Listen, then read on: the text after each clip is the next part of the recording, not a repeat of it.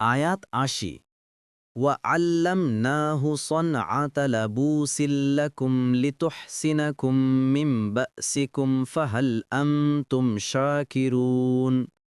অনুবাদ, আর আমরা তাকে তোমাদের জন্য বর্ম নির্মাণ শিক্ষা দিয়েছিলাম, যাতে তা তোমাদের যুদ্ধে তোমাদেরকে রক্ষা করে।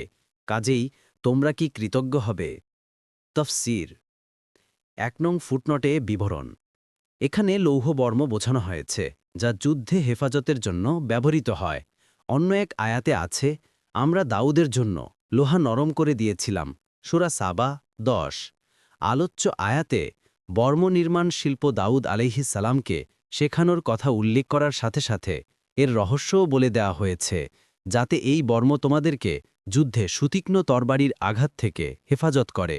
এই প্রয়োজন থেকে দিনদার হোক বা দুনিয়াদার, কেউই মুক্ত নয়। তাই এই শিল্প শিক্ষা দেয়াকে আল্লাহ তাআলা নেয়ামত আখ্যা দিয়েছেন।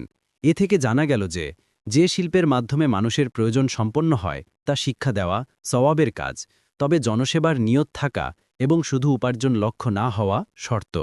নবী রাসূলগণ বিভিন্ন প্রকার শিল্পকর্ম নিজেরাই সম্পন্ন করেছেন বলে কোরআন এবং বিভিন্ন সহিহ হাদিসে বর্ণিত আছে। দেখুন কুরতুবী।